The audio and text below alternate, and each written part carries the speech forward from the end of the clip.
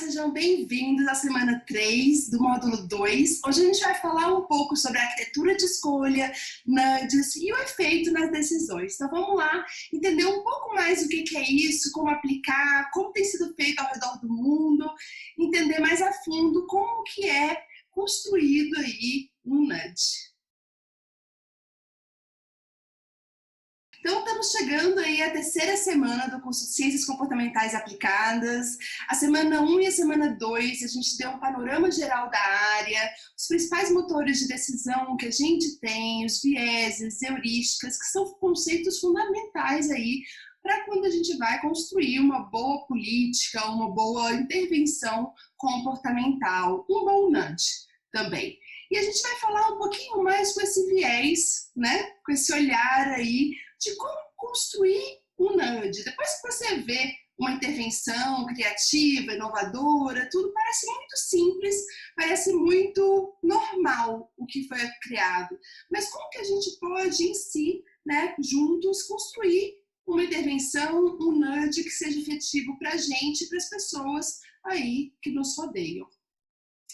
A semana 3 ela está dividida em 4 aulas também. Então, a primeira aula a gente vai falar a introdução a nudge, a arquitetura de escolha. Então, a gente vai voltar um pouco nesse conceito e o que ele faz, né? O que ele é e representa.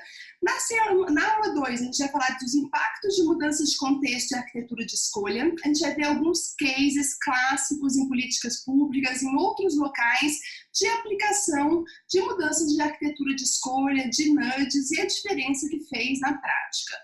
Na aula 3, a gente vai voltar a falar dos vieses como ferramentas para a construção de nudges. E na aula 4, a gente vai falar de modelos integrativos. Às vezes esse nome aí assusta um pouco. O que são esses modelos que vocês podem ler um pouco mais no guia? São modelos que tentam simplificar as ciências comportamentais, as dinâmicas, para que a gente possa aplicar na prática. Um deles que a gente usa, inclusive, também no Behavior Lab, em alguns projetos, é o Mindspace. E a gente vai entender o que cada letra de Mindspace representa e como que ela pode ajudar a gente na prática. Então, vamos lá para a nossa aula 1, né? Recapitulando a semana 2, foi uma semana intensa e eu não sei o que vocês acharam, porque a gente falou da dinâmica mental do sistema 1 e sistema 2, que vai ser bem importante aí como uma forma figurada da gente entender o comportamento humano. A gente falou de heurísticas, que é um tema difícil de assimilar, tão crítico, tanto décadas de pesquisa, mas é bem delicado, então eu acho que é um conceito fundamental, mas um pouco mais difícil de você aprofundar. E falamos aí dos vieses, né? Alguns dos principais vieses e como que eles afetam a nossa decisão com alguns cases práticos. Então, bastante densidade, bastante informação, espero que vocês tenham conseguido aproveitar e também complementar com outros materiais, porque esses conceitos vão ser fundamentais para a gente a partir daqui. E aí, vamos falar um pouquinho sobre formas de influenciar comportamento. Se a gente pensar no nosso dia a dia, numa empresa, ou com familiares, amigos, tudo o que a gente faz? Né? O que é um objetivo grande? É o que influenciar o comportamento, colocar a sua opinião, colocar o que você acha que é certo, fazer, discutir. E tem algumas formas que você pode influenciar de forma direta o comportamento. Uma delas, por exemplo, é restringir, proibir algo, né? Então, proibir, por exemplo, bebida para menores de 18 anos, proibir as pessoas andarem sem cinto de segurança, proibir. Causar uma comoção no sentido não pode fazer isso. Você também pode se incentivar, tanto para o positivo quanto o negativo. Você pode dar desconto, 50% de desconto, você pode facilitar o pagamento, ou você pode criar uma multa. Né? Se você fizer isso, ok, mas você tem que pagar uma multa. E você pode, a terceira, informar, que é a ideia de comunicação, publicidade, propaganda, que aqui também já está entrando muito das ciências comportamentais com essa ideia do sistema 1, do sistema 2, de entender aí o que pode parar as pessoas para absorverem uma informação. Mas tem uma quarta que é bem característica aí quando a gente fala de ciências comportamentais, que é o nudge. E o que é o nudge, né? E a gente fala arquitetura de escolhas. A ideia de arquitetura de escolhas, que é a forma, né, que ele atua, é quando você quer, aí, como a gente falou na aula 1, atingir aqui esse centro, essa decisão, E você dá incentivos para as pessoas escolherem aquilo. Mas a gente começa a ver com números e evidências empíricas que como você posiciona as outras escolhas ao redor do que você quer incentivar, afeta muito o comportamento. E quando você entende essa dinâmica, as dinâmicas mentais que influenciam esse comportamento, você consegue agir como um arquiteto de escolha mesmo, como um arquiteto de uma casa, onde você vê que você coloca a janela, a porta, a varanda, e vê um pouco esse contexto da escolha de uma perspectiva de choice architect, né? Arquiteto de escolha. E o que a gente tem visto é isso, é que o contexto importa e muito. E aí, a dimensão que essa área tem criado, a partir do momento que ela não simplesmente fala, poxa, o contexto importa, mas ela começa a provar com números, iniciativas, tudo que ela pode realmente fazer a diferença frente às outras formas de influenciar comportamento. E o que é um nudge? Né? Para quem ainda não conhece tanto do termo, apesar de a gente ter falado muito rápido da aula 1, é importante a gente entender que o nudge é um empurrãozinho. Não tem uma tradução para português, isso é uma dificuldade, acho que até por isso que esse nome não se tornou tão conhecido no Brasil, apesar de ser uma palavra aí famosa, hottest topics aí pelo mundo. A ideia do nudge é você dar uma cutucada, um nudge, mais ou menos como esse hipopótamo mãe aí. E se Deus quiser, né, com foco aí, que seja um nudge para cima, né, seja uma coisa para beneficiar a pessoa que está sendo influenciada pelo nudge. Então, o nudge, em linhas gerais, é esse empurrãozinho aí, é essa cutucada para uma determinada direção. E aonde que surgiu essa palavra, onde foi cunhado e ficou famoso, né? A palavra já existia no inglês, mas teve um livro lançado em 2008, que eu falei para vocês que na linha do tempo da economia comportamental, inclusive como um ponto-chave ali da crise de 2008, esse livro foi lançado ali, ele era um livro mais tranquilo, mais didático de ler, e mais que isso, mostrava já vários cases que estavam sendo aplicados em políticas públicas e no geral, que consideravam essa ideia e traziam os números. Isso conseguiu tangibilizar para as pessoas que será que é realmente um trabalho só de comunicação, de marketing, falar sobre isso? E esse nome, né, e essa dinâmica foi crescendo, tanto que os autores, o Richard Taylor, né, que ganhou o Nobel em 2017, o Kassanstin, que inclusive participou, né, da Casa Branca e foi assessor ali do Obama, que foi aquele que escreveu um decreto em 2015 incentivando, instituindo as ciências comportamentais como diretriz principal aí das políticas públicas. Então, o nudge, esse nome fica mais conhecido mais nesse momento. Eu lembro que quando eu fui fazer o mestrado, em 2011, né, que eu entro no mestrado, tinha um link, um artigo do Huffington Post, que era assim, como você não passar vergonha nos coquetéis se você não souber o que é nudge. Para vocês terem ideia, que já em 2011 já era tido como você tem que saber o que é isso. E aí eu vou explicar de uma forma simples aqui um lugar, uma área que tem sido usado muito as ciências comportamentais e os nudges por causa de intervenções mais baratas, mais efetivas, que é na parte de limites de velocidade. Então, uma forma que você tem de comunicar para as pessoas é automóveis, máximo aí de 110 quilômetros, ônibus, caminhões, você informar esses limites de uma forma bem significativa aí nas estradas. Outra forma que foi usada no Canadá, que eu não sei se vocês conseguem identificar, essa criança aí pintada no chão por um grafiteiro, né, que foi realmente algo que chamou bastante atenção na frente das escolas para reduzir aí os acidentes envolvendo crianças nas frentes das escolas. E aí a gente pode perguntar, funcionou? As pessoas param para olhar? Sim. O que pode ter dado errado? Muita gente fala, caramba, ia bater o carro, ia frear brusco, ia ser pior do que não ter, né? O susto de algo assim ia causar uma reação. Isso nem foi tão retratado quando foi testada essa intervenção, mas uma coisa foi muito preocupante, que foi o fato de, a partir do momento que essas intervenções estavam nas ruas, o medo era que as pessoas se tornassem aí, acostumassem com essa imagem na rua, e quando fosse uma criança, porque conhecendo o nosso cérebro a gente começa a ver as coisas como paisagem, as pessoas não parassem o carro. Mas a gente começa a entender por que é considerado nudge. Um custo super baixo, se fosse efetivo, menos preocupante, né? Um grafiteiro, por exemplo, uma causa dessa, estaria super disposto a fazer, seria uma oportunidade bem interessante. Agora, vamos pensar aqui, vamos ver aqui o que fizeram no Brasil, no Mato Grosso do Sul. Foi essa faixa de pedestre aí, que eu acho muito legal. Por que eu acho muito legal? Você pararia? Eu sei que eu pararia. Mas mais que isso, você pararia sempre?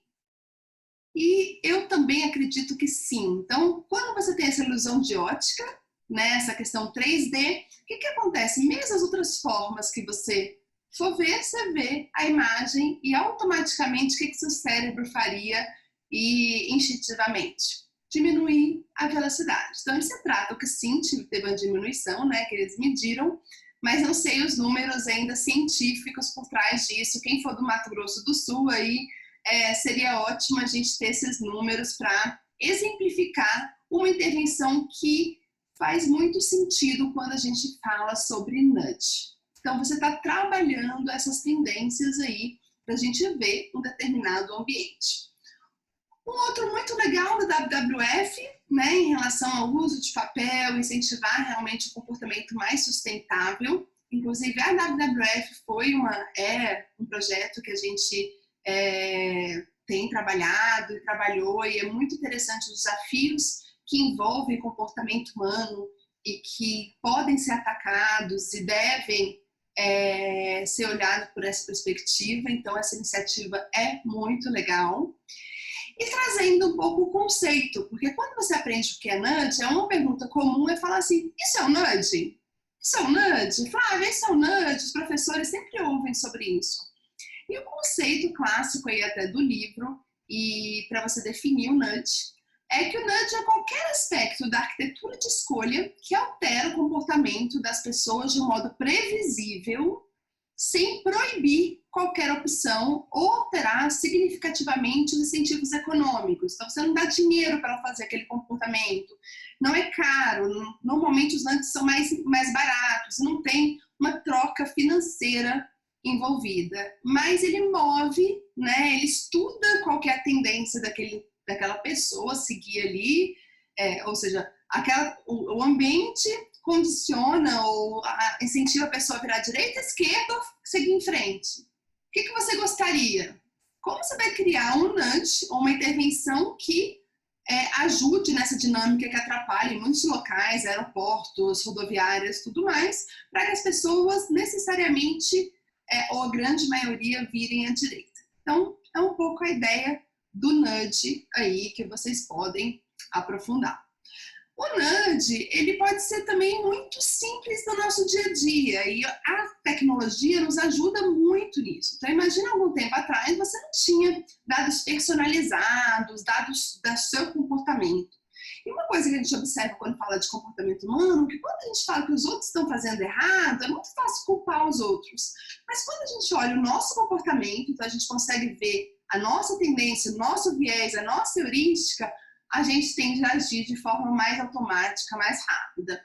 E esse Nudge App foi criado aí do HSBC, vou mostrar para vocês o protótipo, que falava em relação ao comportamento daquela pessoa. Então, olha, várias despesas pequenas, o spending tip aqui, várias despesas pequenas, você já juntando tudo, já gastou 125 libras. Outra aqui, ó, hoje foi o dia que você mais gastou na semana. Toma cuidado porque normalmente nas sextas-feiras você gasta tanto.